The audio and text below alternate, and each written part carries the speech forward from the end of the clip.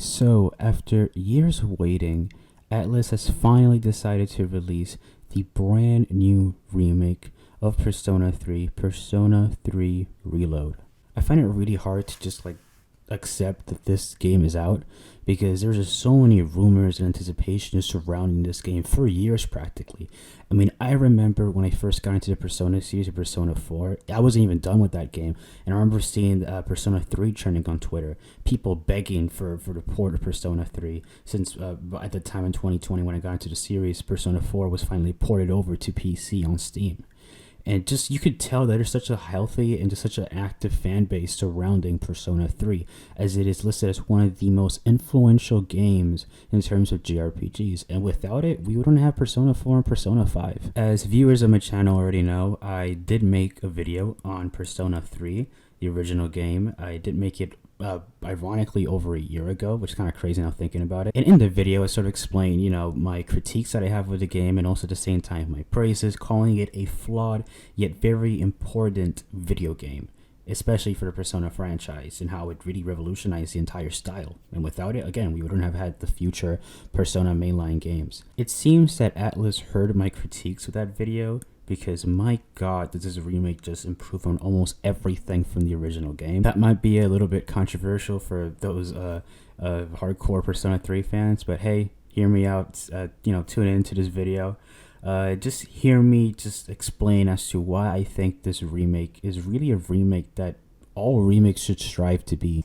For the record, I am going to make some comparisons in previous games, so if you haven't played both versions, I mean, technically the storyline is the same thing, but there are some gameplay changes in case, I guess, you want to experience it firsthand or whatever. This is your warning. There's going to be some spoilers ahead. I will mark where we're going to have some spoilers, like before I even mention it. I'll put it in the screen like display, like, hey, I'm going to probably mention a spoiler, so just so you guys can feel a bit more comfortable, and I'll tell you especially when you can skip that specific segment if you want to keep on watching the video. So with all that being said, let's just jump right into the quality of life changes that this game has. With Reload, I feel that everything plays smoother in terms of the gameplay, and how Tartarus in general is just so different from its original version. One of the biggest critiques that I had with Persona 3 was that Tartarus was a mess from start to finish. I felt that it was kind of sluggish. I felt that it was just a grind zone, especially when you realize, hey, there's over 264 floors, or around that number, of just basically grinding. And sure, you could say that by each block, things slightly change a bit in terms of its style, but I still felt that it didn't change enough for me to be fully captivated, for me to really enjoy Tartarus to its max potential. But with Reload here, this thing is very, very different. It actually just took basically those parts of Tartarus that made it so tedious and kind of repetitive and boring, and just made it much more accessible and much user-friendly. Now, I've heard some people have issues with this because they found the whole Tartarus gameplay now to be way too easy, especially more seasoned veteran Persona players. And coming as a person who has already played 3 mainline Persona games, and again, the original one, I feel that I don't really mind. If anything, it makes it better because it's much easier to pass through. And I don't think it's easier to the point that, hey, everything is child's play and whatnot. There are some challenges that come here and there, especially as you advance with the game. I'm not going to lie, at first I was a bit worried if this is going to be way too easy. But once again, when you progress in the game and you get to further blocks, you get to more challenging shadows you can encounter, especially with this extra feature they added in the game, or extra dungeon challenge called the monad doors, which are basically these chalice chalice type of thing, where you defeat multiple high level personas that are more like side boss oriented, and you can get a lot of loot from the chests. I will say, however, that at first this seems very good, and it is really good. For the first couple of blocks in this game, I highly recommend doing the monad doors and the monad challenges, because they're just very fun, and aside of that, they're very rewarding, especially if you want to level up and grind. And also keep in mind that grinding in this game is not nearly as tedious as the original. I felt just so satisfied seeing all my characters level up much quicker, and instead of just feeling that feeling of dread of oh, I gotta be stuck here in Tartarus for a couple of hours to actually level up properly. Another reason as to why I kind of prefer Tartarus and Reload is also because if you kind of look at this game's length, there's been reports that this game is apparently around 60 hours to 58 hours. In my case, it was almost a 70-hour playthrough because I did some extra stuff for some achievements and stuff. Um, but you can tell that comparing it from from the original Persona 3 and with this game, this is much shorter because it makes Tartarus less stressful, and just the flow and progression is much quicker, much rapid, and much like fun and entertaining. Especially when you realize that hey, they added this new power layer, whatever you want to call it, sort of inspired by the elements of Persona 4 Golden and Persona 5 Royal, especially Persona 5 Royal, the showdown thing, where you have these extra abilities for each of these characters. And you can sort of summon these extra abilities to fight these enemies, depending obviously on the character's skill base and stuff. And it plays very cool animation that's very visually entertaining and stuff. And as you progress with the story, you get even more perks and characteristics that help improve that power up. Obviously, that might seem to people who played the original as like something that just makes the game way too easy, but I think it's just something that makes it more entertaining and visually just gratifying, to be honestly. It's very fun to look at. It's very fun to play with, especially when you're challenging and you're fighting harder bosses. Oh, and also the best thing that they did in the remake is they removed the tired system. Now, I know it's some people kind of like that system, masochists obviously, but some people like that system because it was, I guess, a quote-unquote more realistic, and it kept the game a bit more interesting in terms of like how far could you go in terms of your limit. Once again, it also is the purpose as to why the original game was a bit longer, since some of your characters in the original game could get tired and wouldn't go to the Tartarus for a week or two, especially if they got sick or just worse with their conditions, and you gotta make sure they're rested up and stuff.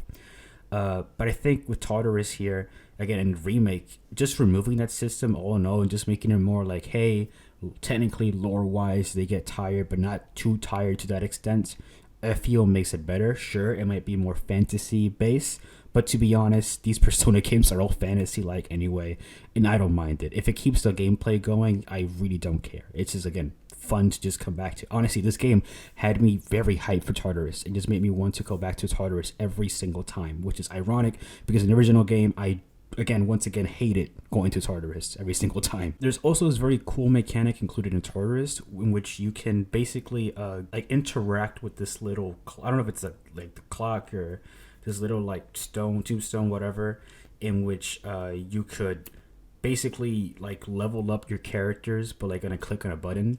For instance, sometimes if there's a huge level disparity between your party members and you want to use, let's say for instance, Yukari, and you have a very high level Junpei, but Yukari is like 10 levels behind, you could actually, they would offer you the service of like, hey, do you want to level up Yukari 10 levels higher so you can be in the same range? What do you want to do? And they'll give you like an options in terms of your characters.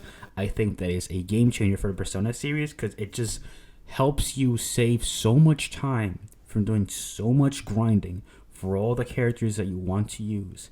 And it makes it just much more convenient. Also, in terms of like, hey, I maybe want to play this style, I want to go with this route because I can't use this character for whatever reason in terms of the progress in the game and stuff. So I think that inclusion in this game, in this remake, is just revolutionary. And it's something that I wish Persona 6 and future mainline Persona games can just keep, because that's just an amazing addition. Aside of the great additions, just revamp that they did with Tartarus, they also just made social links a bit more interesting, especially with the extra side stories you can have aside of having these social links. For instance, there are like these random encounter type things that happen where you can get messages from certain characters and even characters that you have social links with, and you can interact with them in your dorm or in random areas where you'll basically have almost like this social link type of thing going on. But instead of like it being a social link, it's its own separate storyline and its own separate lore that almost serves like a social link. And you also get rewarded by this, and you can also increase and get more characteristics and more perks for your specific character's special power, which I thought was a very cool addition. And it keeps the player motivated to really care about these extra little bits of lore that we have here. Also, spoiler coming. See, I warned you. Big spoiler warning here. So yeah, the spoiler that I wanted to talk about. The spoiler thing that I want to talk about was especially about Shinji. For those who don't know, in the original Persona game, one of my critiques was that there wasn't really like any build up in terms of Shinji's character, in terms of like a lore and backdrop. Sure, we got pieces of, hey, he's this teenager who sort of failed somebody and he was dismotivated to continue on with the seas because of his failure, and how he just was in this spiral of depression and self-harm and stuff, which again, it's a great topic and concept, but there wasn't like enough, I guess, like bonding with the main character like we typically could have with the other social links that we garnered around in the original game. And thankfully, Atlus really changed it up here, and they added the secret second line story, in which you get more of a bigger depth when it comes to Shinji. And even after his passing, there's still some extra missions you can have with Akihiko and Mitsuru that obviously just adds much more context to Shinji's character. And it's honestly something that made me very happy. It made me much more emotionally connected with that character. It made me just adore him more as well, because that was the little extra oomph that I needed.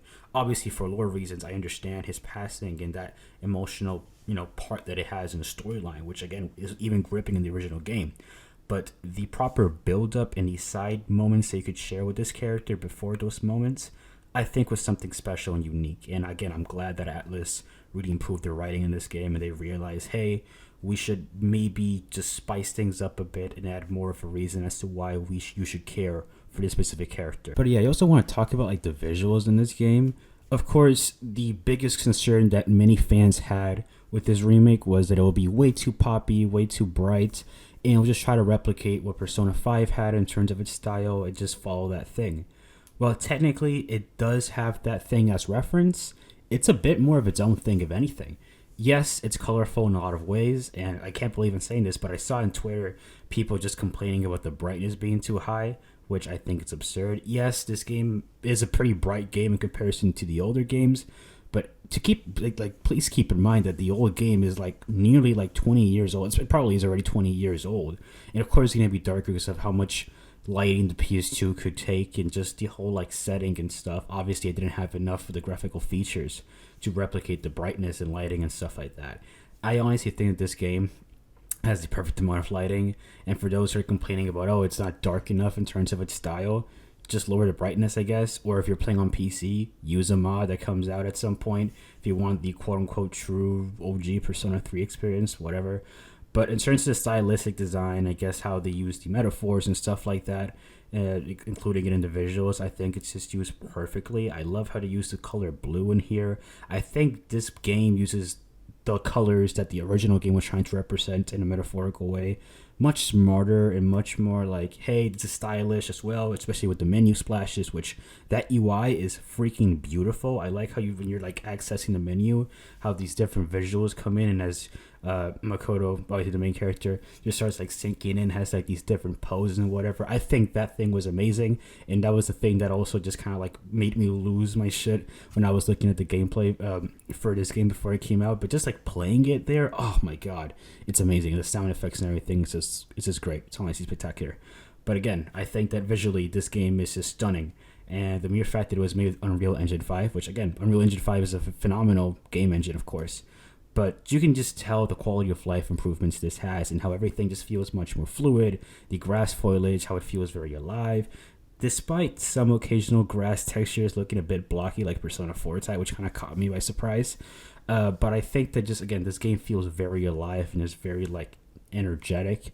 And I would say, again, in terms of stylistic designs, in terms of, oh, it doesn't match the dark atmosphere the original game had, I think you guys are overlooking it a bit, because Persona 3 didn't try to be edgy in that way of like, oh, darkness and suicide and depression and stuff like that.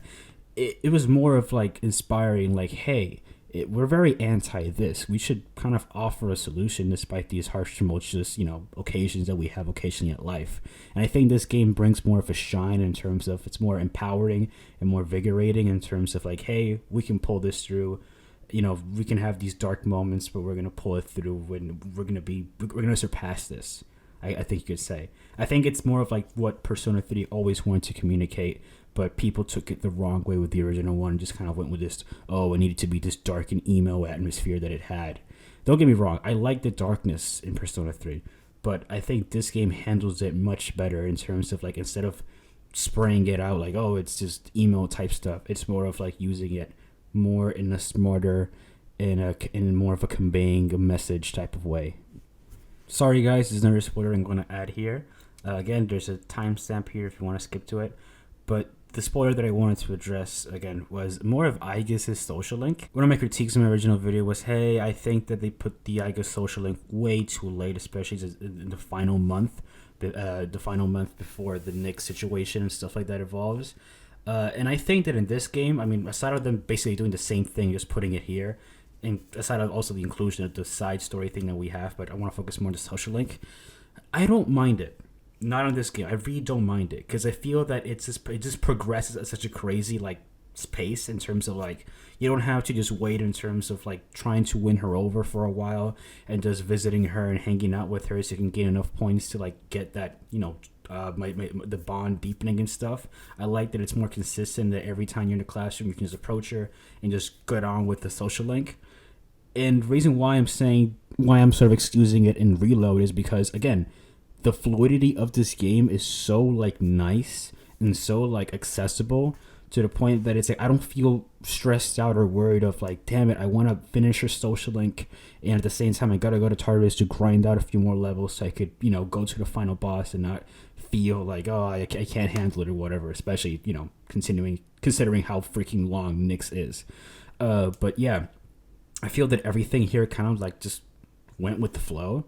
It was very nice, and even in the final month, you still get a lot of the side story things that you could do with other characters, still getting the characteristics things, but going back to Aigis, and I felt much more in control of what I was doing, and I didn't feel like super pressured of like, oh, like I need to like do the social link, whatever. I felt, again, much more natural, because with Tartarus being more controlled and not being overwhelming, I felt more of like, hey, you know what? Let's hang out with Aigis. Let's hang out with Aigis and go with her story mode. And completing the social link in this game, I don't know if it's the same thing in the original one. I don't know. It felt pretty cool. It felt pretty nice, honestly, for what they wrote for the final month and how it was all coordinating. I don't think it was that bad. I honestly kind of enjoyed it. Another important factor that I want to address with this game is the voice acting.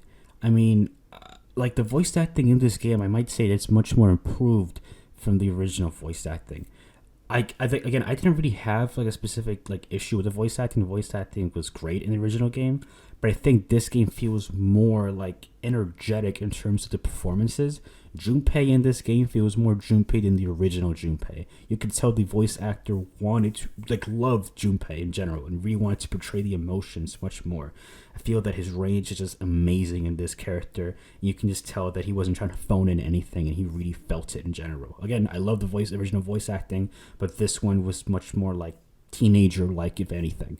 Like overall with the cast of characters, especially the new Akihiko voice actor, yes, it sounds a bit more deeper for a teenager. It sounds like a freaking 30-year-old guy at times. But I think that it just sounds still really badass. I didn't mind it at all. And Mitsuru's voice actress just nailed it. I think this version is a bit better than the older version, if anything.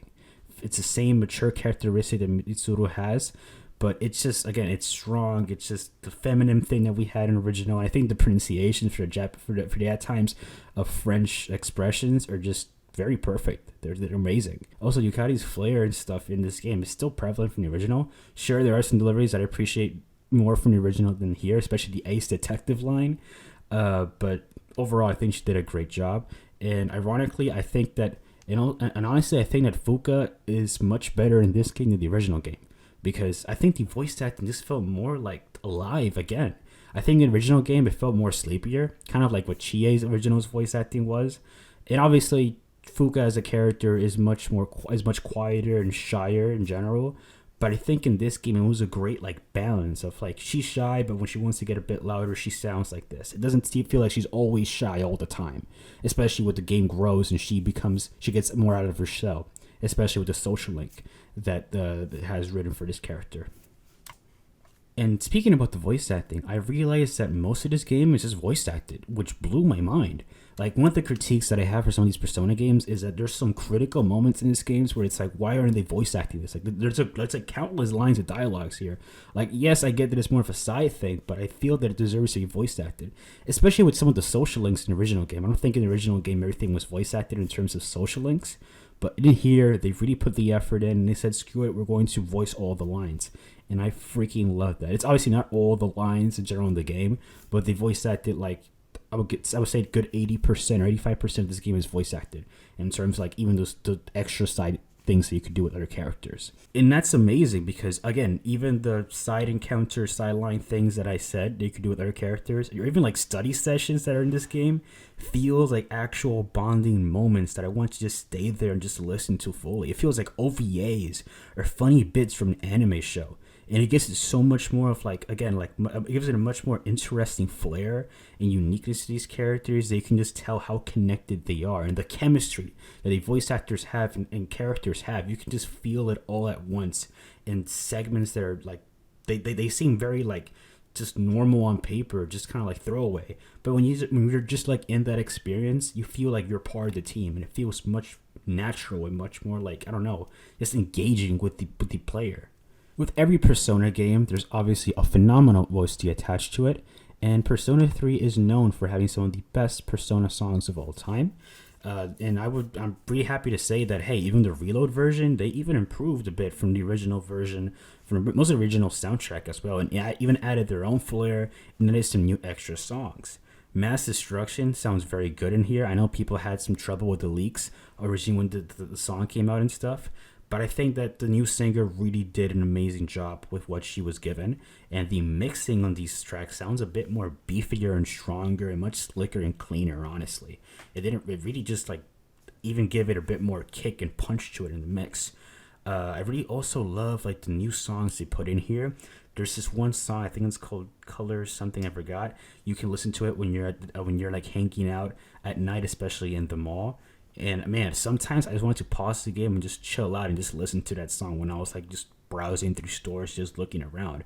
It was just like such a nice atmosphere that fuses some elements of sort of like hip hop and jazz and stuff. And I'm glad that Lotus Juice just came back for the OST because man, this guy, man, I just love this guy so much, and he still spits bars. He still spits bars sometimes. I also really like the new revamped version of Iwatoi Dorm. Even though I really do love the OG, which it has these pitched down vocals that you kind of can't understand almost anything, but it has like a cool like flair attached to it. But I think with this new one, not the pitched down one, which with Lotus Juice actually spitting some bars, I think it's a very cool inclusion. I really like this new version.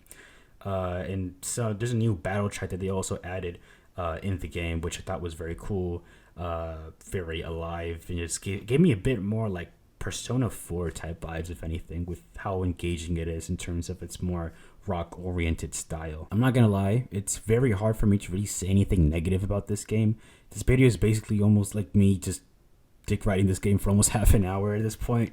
But I think the only, like, a con that I can think of that I wish was kind of improved with this remake a bit was that I wish that in terms of the social links, it would like transfer over the reversal social links. Now I know that technically it's still in this game, especially if you made like a wrong decision, it can really like regress the social link and how you can go, and the characters can be pissed off at you. That did happen to me one time when I was playing this game, but I don't think I don't think it's as like gratifying as the original, where it's like one single mistake can really make a single character just look at you differently, especially when trying to romance characters and they don't feel that way until you realize like, hey, wait a minute, I made a weird move on that character and they did not want that. Which in the original game they would punish you for it and they would reverse the social link with it. Which yes, it's much more extreme in the original game, but I felt that realistic tone made me much more like interactive with the social links, and it made me consider, hey, maybe I should consider saying this and that. And I also realized that in this game, in terms of like your romantic partners and stuff, there's not really a consequence for having multiple romantic partners. I mean, a thing that I love from Persona 5 was that the game will literally just like call you out on your BS. If you were to literally date almost all the romantic interests, they would just like clown on you and they would just like beat you up in a specific like special cutscene, whatever, especially on Valentine's Day and stuff. But I don't know, I kind of wish that this game had a more like realistic social link system where your actions do have consequences to a certain extent, of course. And I guess now thinking about another con that I want to add here, to I guess be a bit more fair, is some of the cutscenes and like in-game scenes and stuff like that and how it collides with each other, it got me a little bit like 50-50. in terms of like, hey, there might be a crucial plot point in the game, but just I think the way that like it mends with like what if it wants to be like an in-game scene or like a cutscene created by Witch Studios, which shout out to Witch Studios, these guys nailed it in terms of the visual aesthetics in this game. I really love the cutscenes and how it looked. But what I'm trying to say is that some scenes in this game, in terms of cutscenes, some of it is like in-game cutscenes, as you would see in Persona 5, for instance, which was cool stylistically. But I think that some of the very like important scenes in this game that were originally like cutscenes, like anime style visually in the original Persona 3 game, are just more like in-game cutscenes here sometimes. And I feel that it slightly loses the weight and gratification that it had originally in terms of the plot and storyline a bit. Before I wrap up this video and we reach the conclusion, which I know I've been kind of like scrambling already for almost 30 minutes, but the thing is that I've heard some people, you know, especially on Twitter, I'm sorry if I'm bringing up Twitter a lot, it's just like there's a lot of Persona fans on Twitter. There's been a lot of people overall in the Persona fan base that are disappointed because Atlus decided to not include the answer on launch day and just included more as like a whole package. And they were also complaining about not having the female version, Kotone, that is in Persona 3 Portable. And for that, I honestly have to say, I think you're looking for the wrong thing, if anything. If you guys want the extra stuff, just buy this game on Steam. There seems to be mods already made for this game already 2 weeks from its release. I heard some people that are remodeling Makoto and turning him to Kotone, kind of basing it off Yukari's model and skills and stuff, which I thought was fascinating in itself. And I think they can just leave it to the modding community to do whatever the heck they want to. But again, there's also like rumor and speculation that they're going to add the answer at some point, according to Atlus, and according to some rumors and credible leakers and stuff. And they might add it as DLC because they don't have plans. They don't have plans to re-release the game in terms of how they did it with Persona 5, Persona 5 Royal, Persona 4, Persona 4 Golden, and you get the thing with the original Persona 3 and Persona 3 FES. And that's honestly completely fine because they should also just move on and freaking make Persona 6 because it's almost going to be a whole decade from Persona 5. But you get the gist, you get the point. I don't think it's something to be worrying about that much. Again, especially with the female route. I think that if they would include the female route, it'll be much more complicated because, again, this game is very interactive. There'll be certain dialogue choices that would change, and I don't think Atlus had all the resources, especially since they said that they started making this remake back in 2019 or 2018. So, you know, from that time period development, I'm just glad we got what we received because this remake overall is, again, a game changer and amazing. Sure, in terms of, I guess, plot and lore, some new players in the Persona series and those who just played Persona 3 for the first time in terms of the story have some unanswered questions and they would like to learn more and they might be more interested in the answer and stuff like that. And even if it doesn't come out, I would say that, hey, just play the original game if you're that curious about it. Personally, for me, I don't feel that I'm that bothered to the point that I'm just going to complain about it. That's just me, though. You know, you decide whatever you want to do. I think Persona 3 Reload is a remake that, aside of it basically correcting most of the issues that many players and fans had with the original game, that even now they still cherish and behold, especially with how such an active and alive fan base that has. I think that this should also be an exemplary remake for other game companies that want to revive older franchises. I think that more game companies should take notes from here and say, hey, instead of just adding quality of life improvements in terms of its graphical enhancements, some updated visuals and updated gameplay changes, why not just build a bit more of the story? How about these questions that we didn't answer back then, or how about we add more depth in terms of these characters to make them even a bit more likable than usual from the original game? Let's make them much more connected, if anything. Again, there's been countless of great remakes that have come out in the recent years, but I feel that they kind of miss some points in terms of like adding a bit more to the story and adding a bit more of like something to make the player more emotionally connected with characters that they never got to experience because of the game being much more antiquated, for instance. So really, I just have to say thank you, Atlus, for making this game as special as it is. You really just like stole my heart, not a Persona 5 reference. And I really wish that your future projects and Persona 6, and I heard the Persona 4 remake that is being considered, but obviously not being made. And whatever remakes they decide to make, whether it's one or two, please capture these moments that you did with the original games and make them even better and add more reasons for us to care about these characters that weren't in the original game.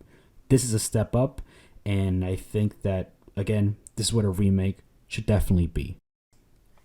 We're really rating this thing. Look, I'll give it a 9 out of 10. Bye bye.